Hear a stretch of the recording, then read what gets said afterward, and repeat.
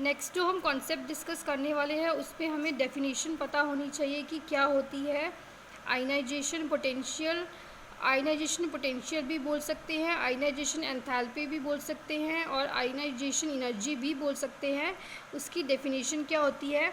उसकी डेफिनेशन होती है कि कितनी अमाउंट ऑफ एनर्जी जो है वो रिलीज़ हुई है when an element in gaseous state liberated one or more than one loosely bounded outermost electron or valence electrons to form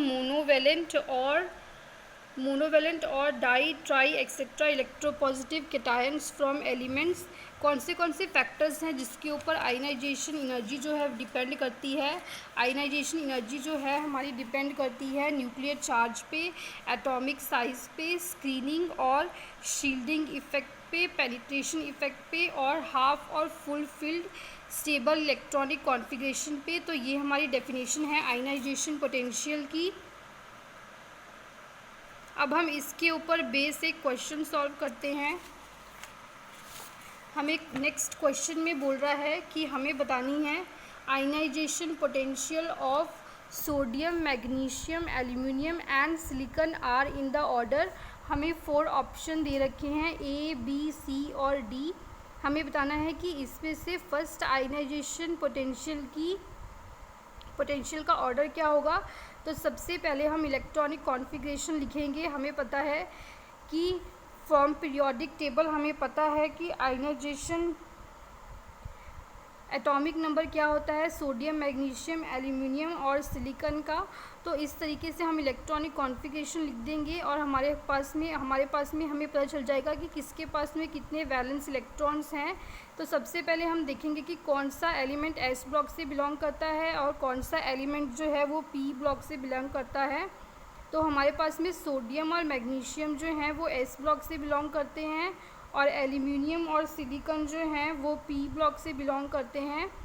तो अगर हम बात करते हैं एस ब्लॉक एलिमेंट्स जो होते हैं उनका साइज़ जो है लार्ज होता है, तो उनकी आयनाइजेशन एनर्जी लो होती है। और अगर हम पी ब्लॉक एलिमेंट्स की बात करते हैं तो उनका साइज़ जो होता है वो स्मॉल होता है, तो उनकी आयनाइजेशन एनर्जी हाई होती है। हमें बताना है कि ऑर्डर क्या है। तो हमें ऑप्शंस को भी कंसीडर करना पड़ेगा जब भी हमारे पास में एमसीक्यू टाइप क्वेश्चंस आते हैं।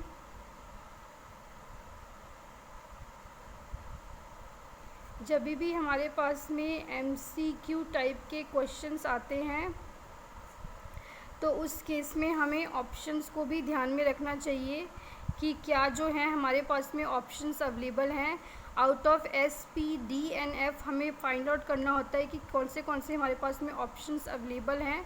सबसे पहले हम इलेक्ट्रॉनिक कॉन्फ़िगरेशन लिखेंगे, उसके बाद में हम देखेंगे कि कौन से एस ब्लॉक के हैं और कौन से पी ब्लॉक के हैं। आयनाइजेशन पोटेंशियल की बात हो रही है, एस ब्लॉक के लो हो जाएंगे।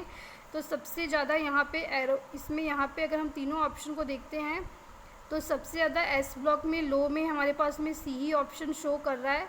और फिर उसके बाद भी हम अगर देखते हैं मैग्नीशियम एस ब्लॉक से बिलोंग करता है, तो मैग्नीशियम के केस में फुल फील्ड है तो मैग्नीशियम की हाई हो जाएगी, एल्यूमिनियम की लो हो जाएगी क्योंकि इसकी एक्स्ट्रा स्टेबिलिटी है।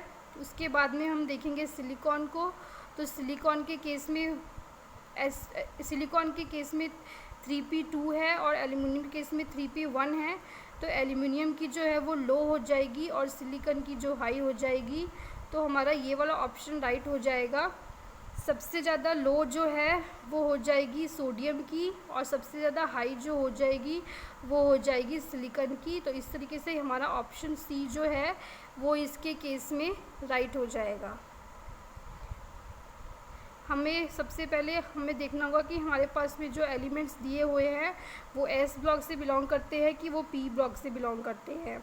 उसके बाद में हमें देखना होगा कि हमारे पास में जो ऑप्शंस अवेलेबल हैं उन ऑप्शंस में से कौन सा ऑप्शन जो है वो सूटेबल है। और अगर हम देखते हैं यहाँ पे एस ब्लॉक हैं और पी ब्लॉक हैं, तो यहाँ पे हमें कंसीडर करना होता है कि हमारा जो न्यूक्लियस होता है उस न्यूक्लियस के केस में एस, पी, डी और एफ ऑर्बिटल्स होती हैं। एस इलेक्ट्रॉन्स जो होते हैं वो न्यूक्लियस के नियर होते हैं, डिस्टेंस जो है वो कम होता है। तो डिस्टेंस कम होने की वजह से इनको रिमूव करना जो है वो बहुत ज़्यादा डिफ़िकल्ट होता है as compare to P block elements. तो इनकी आयनाइजेशन एनर्जी जो है वो हाई हो जाएगी। इसकी एस के केस में लो हो जाएगी क्योंकि नियर द न्यूक्लियस है। इसके केस में एनर्जी कम होती है, पेनिट्रेशन इफेक्ट जो होता है वो ज़्यादा होता है। ये एरो जो है ये वाला एरो जो है ये हमें पेनिट्रेशन इफेक्ट शो कर रहा है। ये वाला जो एरो है ये हमें पेनिट्रेशन इफेक्ट शो कर रहा है कि एस का मैक्सिमम है पी से कंपैरिजन में डी के और एफ में। और अगर हम एनर्जी की बात करते हैं तो एस की एनर्जी जो है, अगर हम एनर्जी की बात करते हैं तो एस की एनर्जी जो है वो लो है, एफ की एनर्जी ज़्यादा है क्योंकि इसका डिस्टेंस जो है वो लेस है। जैसे जैसे डिस्टेंस इंक्रीज़ होता जाएगा तो हमारी जो एनर्जी और पेनिट्रेशन इफेक्ट है वो चेंज होता जाएगा। ये एरो हमें पेनिट्रेशन इफेक्ट के बारे में बता रहा है।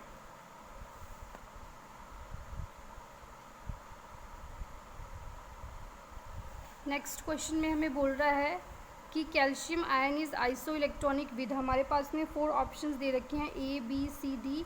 हमें बताना है कि कौन सा आइसो इलेक्ट्रॉनिक है। आइसो इलेक्ट्रॉनिक का मतलब होता है सेम नंबर ऑफ़ इलेक्ट्रॉन। अगर हम मैग्नीशियम की और सोडियम की बात करते हैं तो वो हम यहीं से फाइंड आउट कर लेंगे। मैग्नीशियम और सोडियम का हमें यहीं से पता चल जाएगा। अगर मैग्नीशियम में से 2 इलेक्ट्रॉन निकलते हैं तो उसके पास में कितने रह जाएंगे। अगर हम मैग्नीशियम के अंदर से 2 इलेक्ट्रॉन निकाल देते हैं तो हमारे पास में कितने रह जाएंगे। हमारे पास में 10 इलेक्ट्रॉन रह जाएंगे। और अगर हम सोडियम में से 1 निकालते हैं तो हमारे पास में कितने रह जाएंगे। हमारे पास में 10 इलेक्ट्रॉन रह जाएंगे। और अगर हम आर्गन की बात करते हैं तो आर्गन के केस में हमारे पास में होते हैं 18 इलेक्ट्रॉन। नोबल गैस कॉन्फ़िगरेशन है। आर्गन के पास में 18 इलेक्ट्रॉन होते हैं क्योंकि उसका एटॉमिक नंबर 18 होता है। ये हमें, अगर हम बात करते हैं, ये जो होते हैं हमें याद रखने होते हैं। एटॉमिक नंबर जो होते हैं ये हमको याद रखने होते हैं। एटॉमिक नंबर जो होते हैं ये हमको याद रखने होते हैं। फिर हमारे पास में कैल्शियम की बात कर रहा है। कैल्शियम का एटॉमिक नंबर 20 होता है। उसकी इलेक्ट्रॉनिक कॉन्फ़िगरेशन हो जाएगी argon 2s2। Total number of electrons जो हो जाएंगे 18, 19, 20। और अगर हम कैल्शियम 2 पॉजिटिव की बात करते हैं तो इसमें से 2 इलेक्ट्रॉन रिमूव हो जाएंगे तो हमारे पास में 18 इलेक्ट्रॉन रह जाएंगे। तो अगर हम आर्गन की बात करते हैं तो आर्गन के पास में भी 18 इलेक्ट्रॉन हैं और इसके पास में भी 18 इलेक्ट्रॉन है। तो पूछ रहा है कि कौन सा कैल्शियम के साथ में आइसो इलेक्ट्रॉनिक हो जाएगा। कैल्शियम के पास भी 18 है और आर्गन के पास में भी 18 है। तो इसमें हमारा ऑप्शन सी जो है, हमारा सी वाला ऑप्शन जो है, सी वाला हमारा जो ऑप्शन है वो राइट हो जाएगा कि आर्गन के पास में 18 इलेक्ट्रॉन है। क्योंकि इसने बोला कि इन 4 ऑप्शन में से किसके पास में सेम नंबर ऑफ़ इलेक्ट्रॉन है। कैल्शियम के पास में 18 है तो इसमें से किसके पास में 18 है। तो हमने ऐसे कैलकुलेट किया तो आर्गन के पास में 18 इलेक्ट्रॉन्स हैं। फिर उसके बाद में नेक्स्ट क्वेश्चन में हमें बोल रहा है कि हमें बताना है कि the ionization potential of nitrogen, oxygen and fluorine are in the order. हमें बताना है कि आयनाइजेशन पोटेंशियल नाइट्रोजन का, ऑक्सीजन का और फ्लोरीन का किस ऑर्डर में है। 4 ऑप्शन दे रखे हैं। सबसे पहले हम एटॉमिक नंबर लिख लेते हैं। नाइट्रोजन का एटॉमिक नंबर है 7, ऑक्सीजन का 8, फ्लोरीन का 9। इस सबसे पहले हम इनकी इलेक्ट्रॉनिक कॉन्फ़िगरेशन लिख लेंगे। इलेक्ट्रॉनिक कॉन्फ़िगरेशन लिख ली।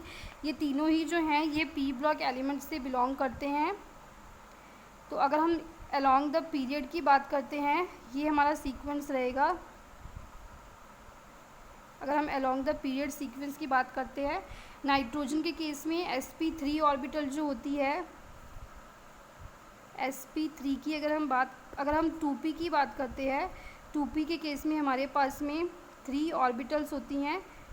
ये जो है हाफ फिल्ड कॉन्फ़िगरेशन है तो ये एक्स्ट्रा स्टेबिलिटी प्रोवाइड करता है इसको। हाफ फिल्ड और फुल फिल्ड जो होते हैं वो एक्स्ट्रा स्टेबल होते हैं।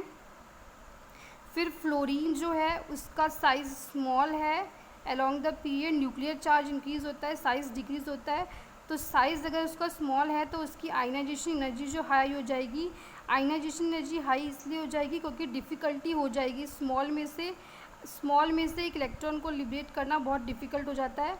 तो इसके केस में हमारा ऑर्डर जो है वो कौन सा होगा, हम ऑप्शंस को कंसीडर करेंगे। 4 ऑप्शन दे रखे हैं हमें। तो हम देखते हैं कि नाइट्रोजन जो है उसके पास में अगर हम देखते हैं नाइट्रोजन के केस में हाफ फिल्ड है, पर अगर हम इस तरीके से देखते हैं तो हमारी फ्लोरीन की जो है वो हाईएस्ट आयनाइजेशन एनर्जी है।